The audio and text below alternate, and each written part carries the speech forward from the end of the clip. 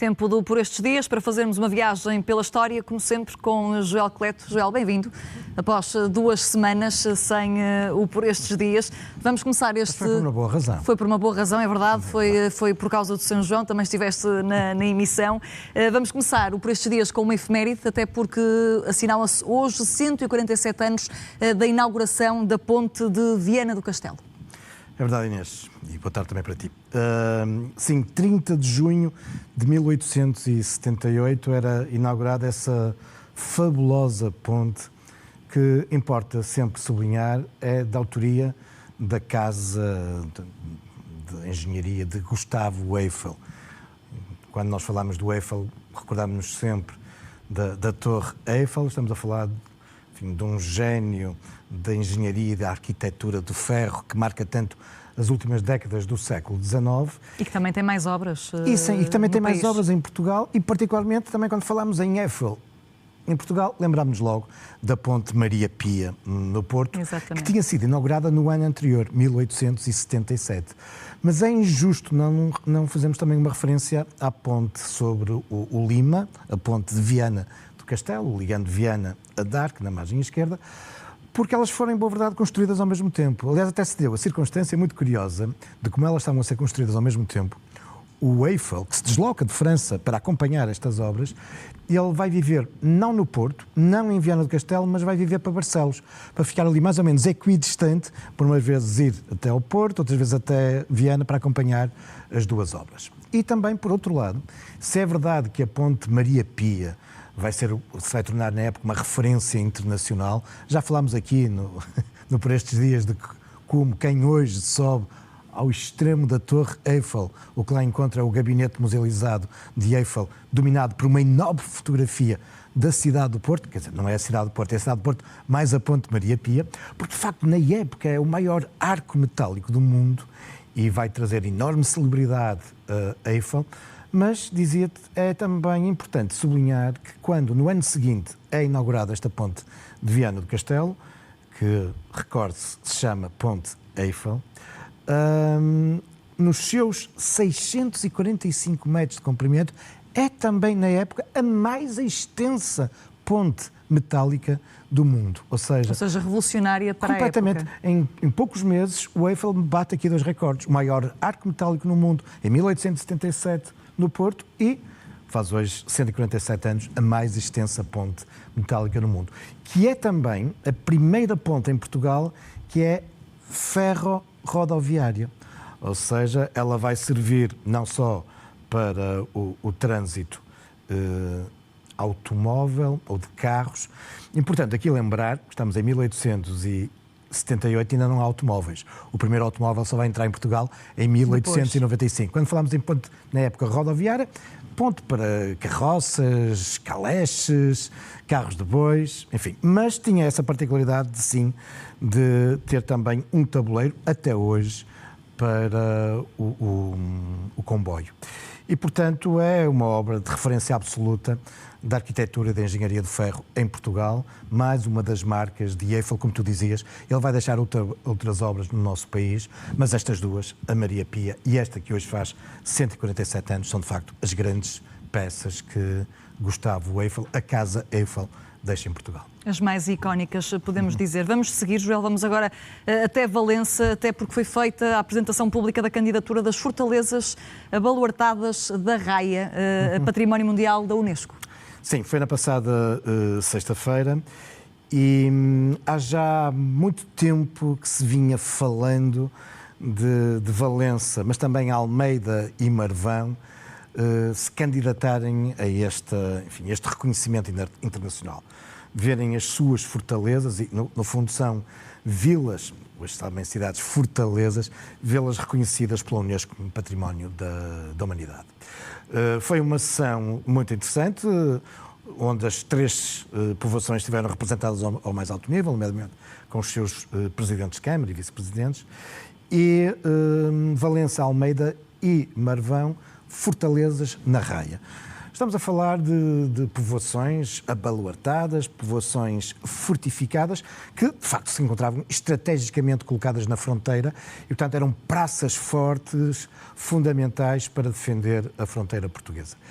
E, embora em todos estes casos estas preocupações defensivas viessem desde a Idade Média, estes 3 povoados vão conhecer, particularmente no século XVII e XVIII, vão conhecer, enfim, este desenvolvimento destas características que correspondem, enfim, ao desenvolvimento da arte militar. Já não bastava serem castelos, comunidade média, não, agora têm que ser fortalezas capazes de responder ao ataque de armas de fogo, aos bombardeamentos. E é isso que estas 3 povoações, com uma arquitetura muito relevante, apresentam. Deixa, por exemplo, Inês, só recordar-te que, por exemplo, Almeida, durante as invasões francesas, esteve cercada durante semanas e era considerada de tal forma inexpugnável que, na sequência da ocupação de Almeida pelas tropas de Napoleão, acabaram, depois de muitos bombardeamentos e de acertar no Paiol, acabaram por tomar Almeida. O que foi considerado um feito de tal forma importante para as tropas francesas que hoje, quando vamos a Paris e vemos o Arco de Triunfo, onde estão gravados os grandes nomes dos generais de Napoleão e as grandes batalhas que travaram e venceram, vemos lá, em letras garrafais, Almeida, porque de facto era considerado, devido a estas características arquitetónicas defensivas, era considerado quase inexpugnável.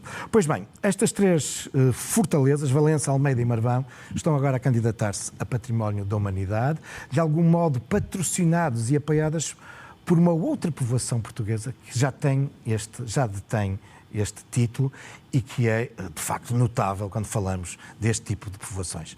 Estou a falar de Elvas. Elvas já possui este estatuto, mas agora mais estas 3 povoações portuguesas, enfim, poderemos ter, se concretizar, e na sexta-feira, enfim, a esperança dos autarcas e dos responsáveis técnicos e da Comissão de Coordenação da Região Norte e outros institutos ligados ao património, há uma grande esperança de conseguirmos ver alargado, em vez de uma, para 4 povoações, 4 fortalezas abaluartadas. Este património mundial da Unesco. De facto, são características arquitetónicas patrimoniais quase únicas e que importa sublinhar.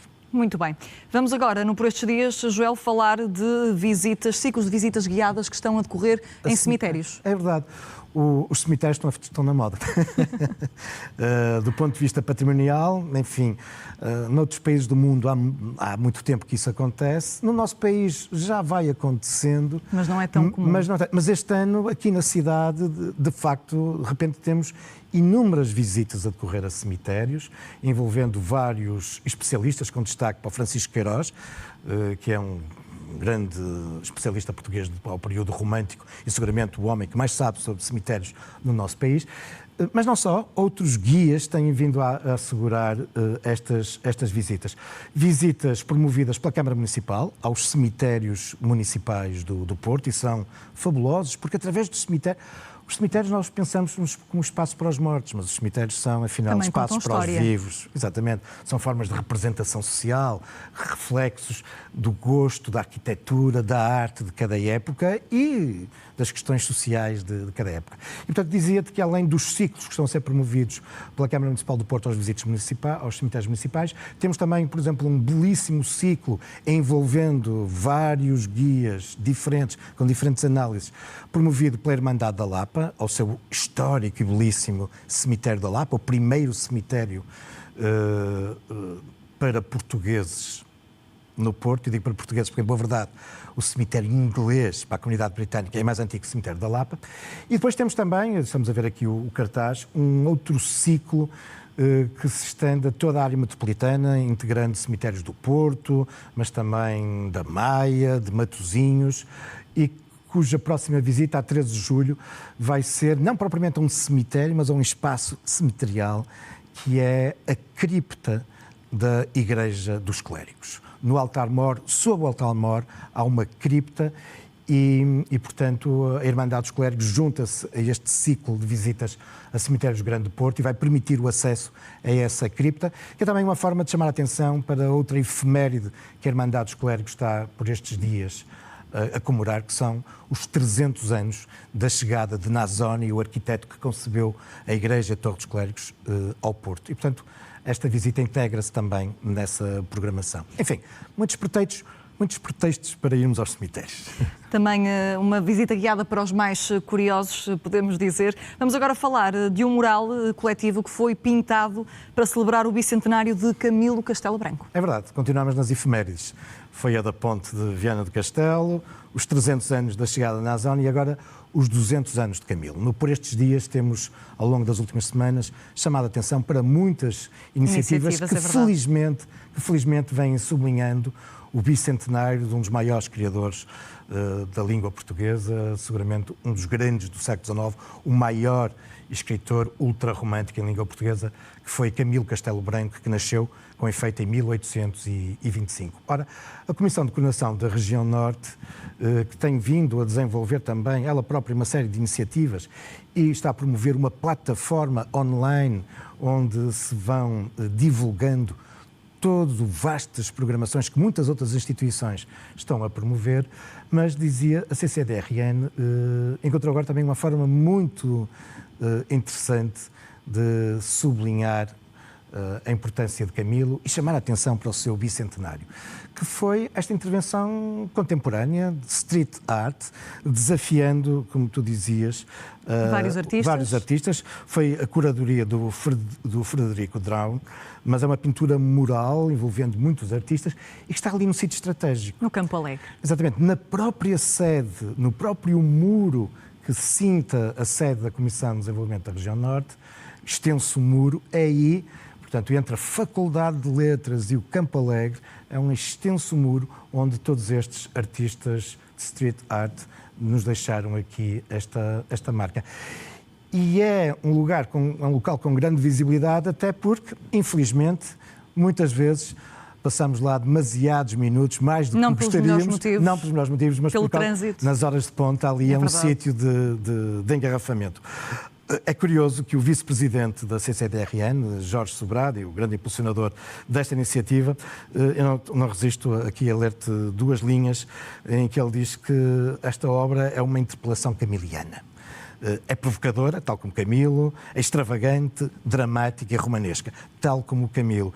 E diz ele aos transeuntes sonâmbulos da cidade e espanto para os automobilistas reféns do trânsito portuense. De facto, enfim, em vez de estarmos ali desesperados, agarrados ao volante, podemos espraiar no nosso olhar nestas referências e, quem sabe, motivar a vontade de pegar na obra de Camilo, que 100 e muitos anos depois, em muitos aspectos, continua atual. Continua mordaz, viva também. Crítica e, enfim, uma autocrítica à nossa sociedade. João, vamos agora falar do vencedor do prémio Luís Ferreira Alves, que foi anunciado no passado sábado na Casa da Arquitetura. Sim, é um prémio que vale a pena sublinhar. Luís Ferreira Alves deixou-nos há pouco tempo. É um nome incontornável na história da arquitetura portuguesa. Curiosamente, não como arquiteto, porque ele não era arquiteto, mas era o não arquiteto mais arquiteto que havia no nosso país. O que é que quer dizer com isto? Aliás, a própria Ordem dos Arquitetos atribuiu-lhe honoris causa o título de arquiteto. O Luís Ferreira Alves era um fotógrafo, um fabuloso fotógrafo que se especializou nas suas últimas décadas em fotografar a nossa arquitetura contemporânea. Todas as grandes obras, todos os nossos grandes arquitetos, os Pritzker, Cisa Vieira, Souto Moura, mas tantos outras notáveis obras de notáveis arquitetos portugueses foram registadas de um modo magistral pelas lentes de Luís Ferreira Alves. Podemos dizer que era um fotógrafo apaixonado pela arquitetura. Completamente pela arquitetura e através das suas fotografias, enfim, fazia-nos olhar para a arquitetura contemporânea de uma outra forma e de apreciarmos os jogos de luzes, enfim, os diferentes ângulos, perspectivas que os arquitetos, afinal, nas suas obras, conseguem, enfim, fazer com que alguém que é sensível a esta visão, como era Ferreira Alves, nos possa transmitir. Pois bem, Luís Ferreira Alves deixou-nos, mas em boa hora uma série de instituições, e com particular destaque para a Casa da Arquitetura, mas não só, resolveram homenageá-lo, passando a instituir um prémio anual de fotografia em arquitetura contemporânea. Deste modo, homenagear Ferreira Alves e perpetuar o seu nome. Este ano foi a primeira edição e, Inês, não se podia ter começado da melhor forma, porque são incríveis os números. Concorreram a este prémio 1.500 autores, fotógrafos, de 99 países. O que nos diz bem, enfim, do impacto deste prémio e é um justo reconhecimento da importância de Luís Ferreira Alves. Talvez o menos importante aqui nesta nossa rúbrica seja dizer quem ganhou, face a estes números e a importância de Ferreira Alves. Mas agora deixa-me dizer que o júri que foi composto por um arquiteto de renome internacional português, Eduardo Souto Moura, mas também por dois fotógrafos, Helene Binet e o Paulo Catrica, e o primeiro prémio foi atribuído a um fotógrafo do Irão, Mao, com Frequent Whites. O segundo prémio foi para um francês, Vernet, Oui, avec plaisir, e o terceiro prémio foi para Sérgio Belinchon, apesar do nome francês, alemão, com um atlas de arquitetura contemporânea de Berlim. Ou seja, tudo fotógrafos estrangeiros. Tudo fotógrafos estrangeiros e foram 99 os fotógrafos, 99, não, foram 1.500 de 99 países. Esperemos que, enfim, também em Portugal seja possível brevemente vermos enfim, o testemunho, a herança de Luís Ferreira Alves também se refletir noutros fotógrafos portugueses que possam também eles vir a triunfar este prémio, que é já um prémio, como vemos, de referência internacional. Muito bem. Joel, agora vais-nos falar de 2 novos livros. Inês, até te vou falar de 3. 3 livros que trago hoje aqui. 2 deles são romances históricos e em torno de biografias de membros da família real. O primeiro é um sobre o infante Dom Henrique, da autoria de um nome bem conhecido da televisão, o jornalista João Fernando Ramos. E quero o livro de João Fernando Ramos, quero o livro de Isabel Stewell, que vai ser apresentado aqui no Porto no próximo fim de semana, não muito longe aqui dos estúdios de Porto Canal, na FNAC do Norte Shopping. Mas dizia-te que tem esta particularidade, quer o livro do João Fernando Ramos sobre o infante Dom Henrique, quer o livro de Isabel Stewell sobre a rainha Dona Estefânia, se debruçam sobre aspectos ligados à vida amorosa de um e de outro. A vantagem dos romances históricos é que quem os escreve assumidamente tem liberdade criativa e aproveita alguns vazios na história para, enfim, nos levar a imaginar, criar. Não é história, assumidamente um e outro. Não são factuais. Exatamente. Mas aquilo que os romances históricos nos permitem, e por isso, enquanto historiador, sublinhar a importância dos romances históricos, e vejamos como os pais da historiografia, começando logo por Alexandre Herculano, também ele, autor, e Almeida Garrett, autores de importantes romances históricos, através do romance histórico, nós conseguimos transportar os leitores para um melhor conhecimento de determinadas épocas. Os factos políticos, os ambientes culturais e depois, nesses vazios, é possível, enfim, alguma liberdade criativa. No caso do infante Dom Henrique, de João Fernando Ramos, porquê é que o infante nunca casou? E porquê é que ele tinha uma particular afeição por um determinado sobrinho? Ora, é a partir desses dados que ele vai-nos engendrar aqui. Melhor é não dizer mais nada, porque ele dá às pessoas. Sobre Estefânia, da Isabel Stewell, a rainha Dona Estefânia, é uma história trágica, a da rainha Dona Estefânia, e de resto o seu marido, o nosso rei Dom Pedro V. Estefânia é uma princesa, enfim, da Prússia, hoje da Alemanha, que vem para Portugal, casa com Dom Pedro V, gostam muitíssimo um do outro, sempre muito, muito próximos. Ela morre tragicamente apenas com 22 anos. Dom Pedro V fica muito, muito abalado. Aliás, manda construir um hospital com o nome da esposa que acabara de falecer. Um hospital que chega até os dias de hoje, o Hospital Dona Estefânia, em Lisboa. E o rei também, ele morre algum tempo depois, um ano e pouco depois, morre com 24 anos. Morrem os dois muito, muito jovens. Mas a autópsia à rainha revela que ela seria virgem. o que é de facto sempre suscitou muitas interrogações. Isabel Stewell pega exatamente nesse caso para desenvolver o seu romance.